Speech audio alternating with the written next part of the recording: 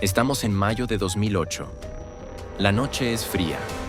Un joven deambula por campos apartados y habla por teléfono con su padre porque su coche se ha quedado atascado de vuelta de una fiesta y tiene que recogerlo en una ciudad cercana.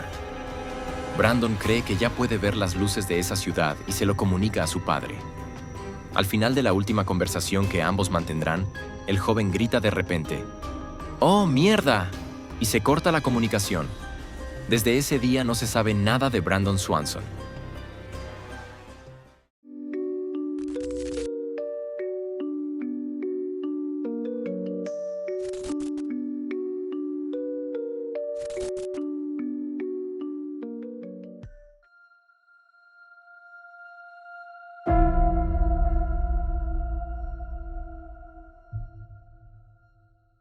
Brandon Swanson nació el 30 de enero de 1989 en Marshall, al suroeste de Minnesota.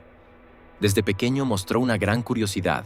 Asimilaba rápidamente lo que leía y comprendía bien las relaciones lógicas. Además, era disciplinado y tenaz en todo lo que le interesaba, ya fueran los videojuegos o las ciencias naturales.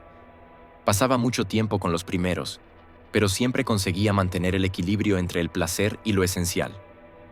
En 2007 terminó el instituto, y debido a su interés por las ciencias naturales, decidió estudiar ingeniería mecánica en el Minnesota West Community and Technical College.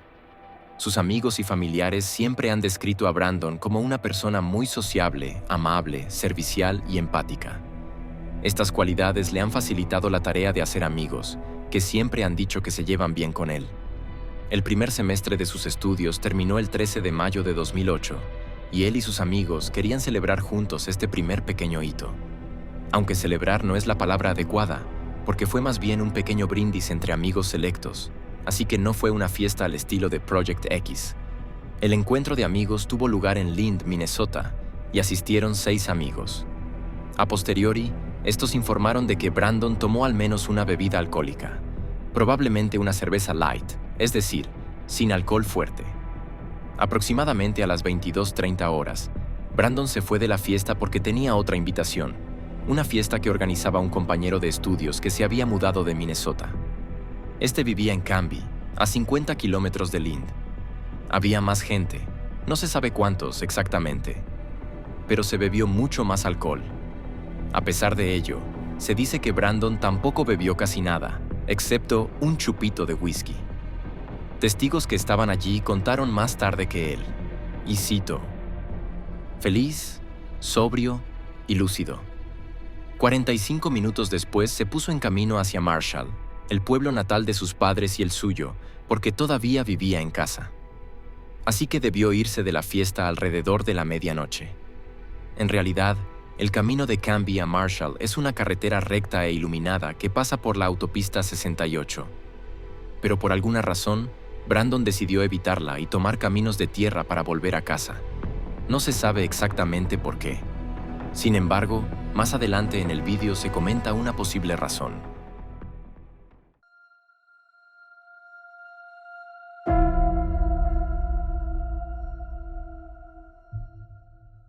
Algo debió de pasarle por el camino, porque llamó a sus padres sobre las 2 de la madrugada. Les dijo que se había salido de la carretera con su coche, un Chevrolet Lumina, y que había acabado en una zanja. Aquí cabría preguntarse por qué tardó tanto en llamar a sus padres, pero la respuesta es sencilla. Primero intentó llamar a varios amigos, y probablemente revisó todos sus contactos antes de decidirse a llamar a sus padres, explicarles la situación y pedirles que fueran a recogerlo. Les dijo que no estaba herido, pero que no podía sacar el coche y que ya no estaba en condiciones de conducir, por lo que pidió ayuda a Annette y Brian. La recogida resultó difícil porque Brandon no sabía exactamente dónde estaba, pero sospechaba que estaba cerca de Lind porque podía ver luces que, en su opinión, debían de venir de la pequeña ciudad. Mientras sus padres se ponían en marcha y él se iba, siguieron hablando por teléfono móvil. Cuando sus padres estaban cerca del lugar donde él creía estar, encendían y apagaban los faros una y otra vez para llamar la atención. Pero Annette y Brian no pudieron encontrarlo. Frustrado por toda la situación, Brandon colgó. Su madre le volvió a llamar poco después y pudo calmarlo un poco.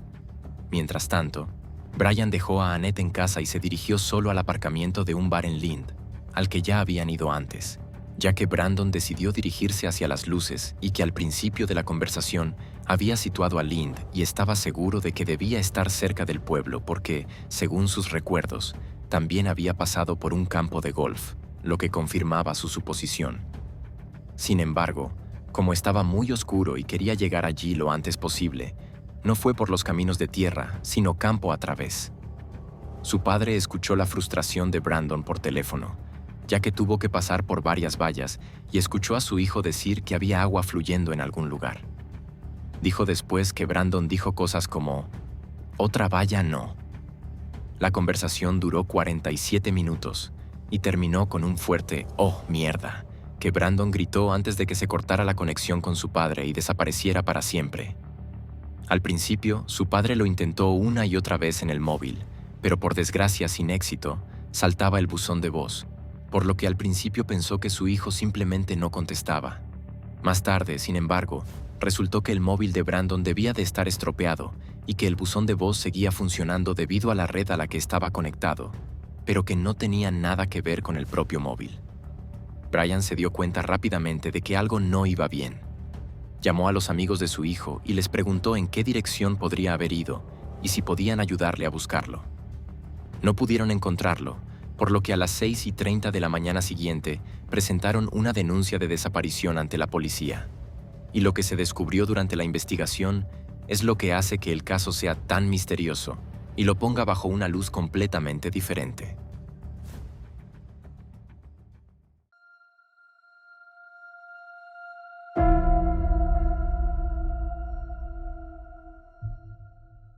David Polaitis consideró este caso tan extraño que lo declaró como caso de Missing 411 y se convirtió en uno de los casos más conocidos de su colección.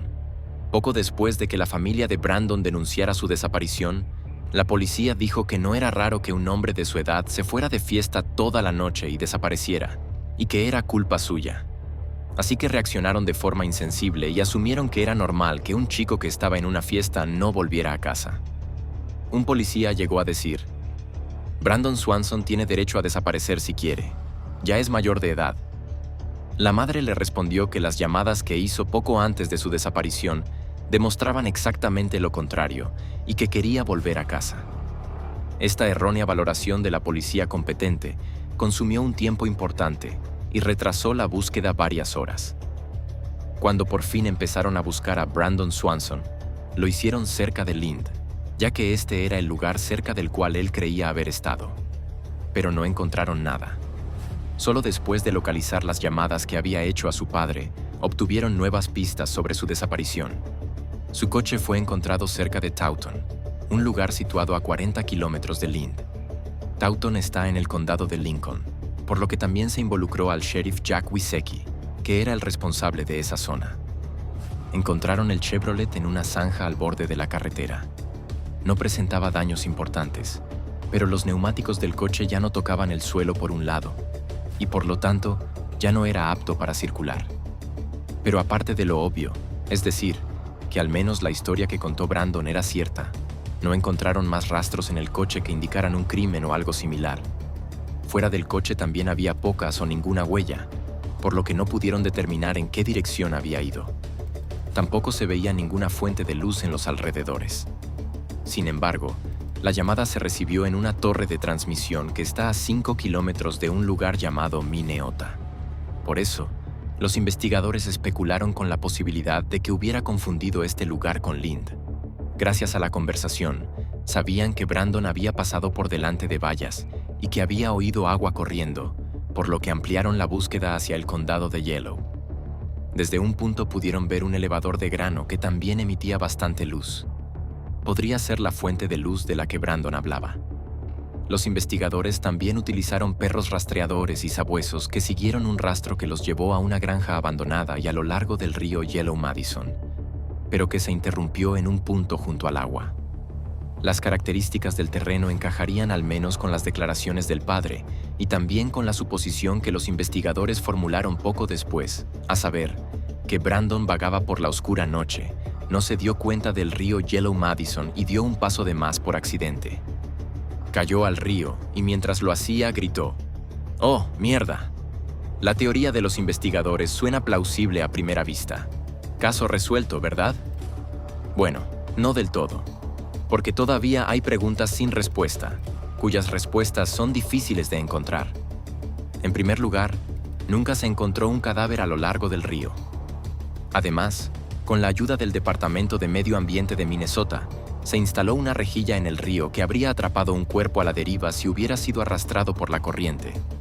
Además de esta rejilla, los buzos también lo buscaron, pero no pudieron encontrarlo.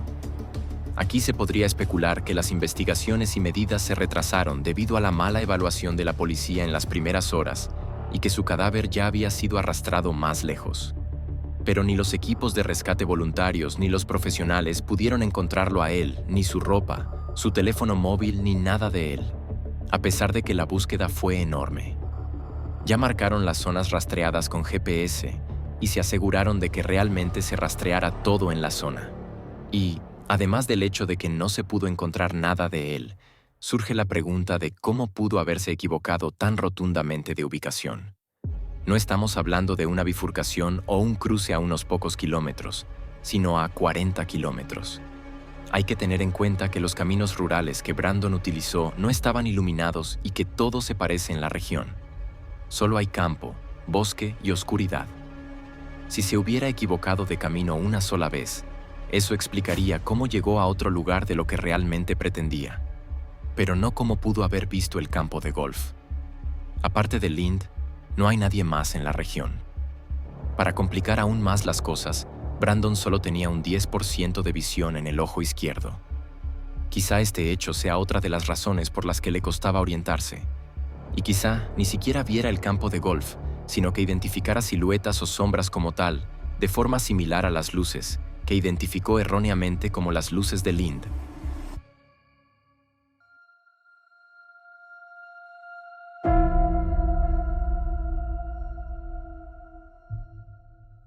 Ya que estamos hablando de caminos de tierra, también podemos responder directamente a la pregunta de por qué no tomó la autopista de vuelta a casa. Se especula que, debido a su consumo de alcohol, aunque fuera muy poco, quiso evitar la autopista para que la policía no lo detuviera por casualidad. En Estados Unidos no se puede beber alcohol hasta los 21 años, y Brandon tenía solo 19 cuando desapareció. Un control le habría acarreado muchas consecuencias desagradables, y quizás por eso pensó que sería más seguro tomar caminos rurales para volver a casa. Esto al menos da respuestas posibles a preguntas que hacen que el caso sea misterioso. Sin embargo, otra información de los investigadores pone en duda nuestra teoría anterior de que cayó al río Madison. Porque después del primer rastro que tomaron los perros de sangre y los sabuesos, había otro rastro que comenzaba al otro lado del río Madison y que allí se perdía después de unos kilómetros. Si partimos de la base de que los perros realmente siguieron el rastro de Brandon, y no tenemos en cuenta que ni siquiera los perros rastreadores son infalibles, entonces tenemos que descartar la teoría de los investigadores. Las teorías que lo hacen son las siguientes.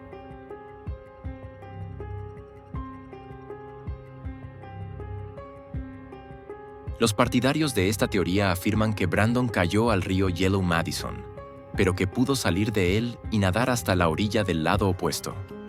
Extenuado, hambriento, exhausto y desorientado, se perdió en los extensos campos y bosques de Minnesota y finalmente murió de agotamiento o hipotermia.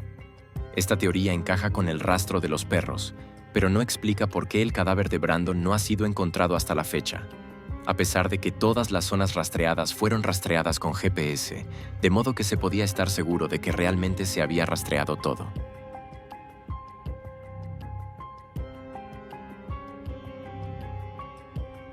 Esta teoría explica que no se encontrara su cadáver con un agujero natural o un pozo en el que cayó después de salir del río Madison, o bien se mantiene abierta la posibilidad de que no se haya caído al río, sino que tal vez ya hubiera entrado antes en un agujero natural de este tipo y hubiera gritado, ¡oh, mierda!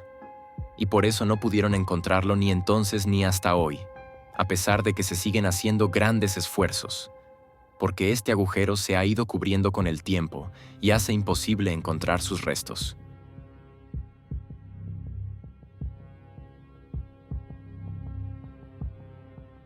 Un cazador o un granjero le disparó cuando Brandon se perdió en su tierra y lo confundió con un intruso o un delincuente y luego hizo desaparecer el cadáver.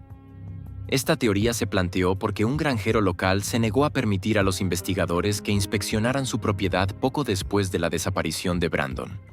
Lamentablemente, no hay más información al respecto, por lo que considero que esta teoría es poco creíble, aunque me imagino que en una zona rural como esta, sería posible que este crimen nunca saliera a la luz.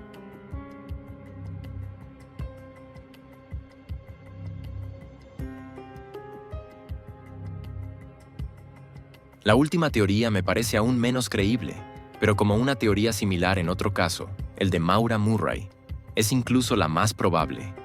Pensé que no podía dejarla de lado. Algunos detectives de internet especulan con que Brandon realmente se cayó al río Madison, salió y, exhausto, encontró el camino a una carretera. Allí, al parecer, subió de forma fortuita al coche de un asesino que finalmente lo mató. Sea un crimen fortuito o realmente un asesino en serie.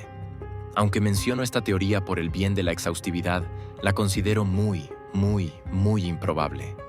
Personalmente, creo que Brandon cayó al río Yellow Madison y se ahogó con su grito de «¡Oh, mierda!». La pista que los perros detectores encontraron al otro lado del río me parece errónea. Y que se perdiera antes es una combinación de oscuridad, un entorno similar y su discapacidad visual.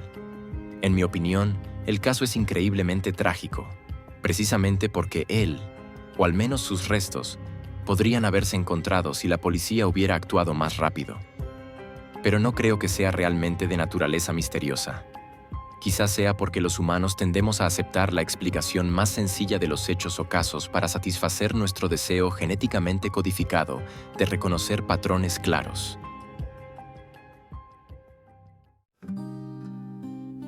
¿Qué creéis que le ha pasado a Brandon Swanson? ¿A qué teoría os unís? ¿O tal vez tenéis vuestra propia teoría? Annette Swanson tampoco está segura de lo que le ha pasado a su hijo, pero no pierde la esperanza de volver a verlo, por lo que deja la luz de su terraza encendida todas las noches para que Brandon encuentre el camino a casa y no tenga que deambular como la noche en que desapareció. Si he olvidado alguna información importante, no dudes en escribirme en los comentarios. Y si os ha gustado el video, dadle un me gusta, comentadlo o suscribíos. Así ayudaréis a que el vídeo llegue a mucha gente que aún no está suscrita a Insólito. Muchas gracias de antemano y gracias también por vernos. Adiós, gente.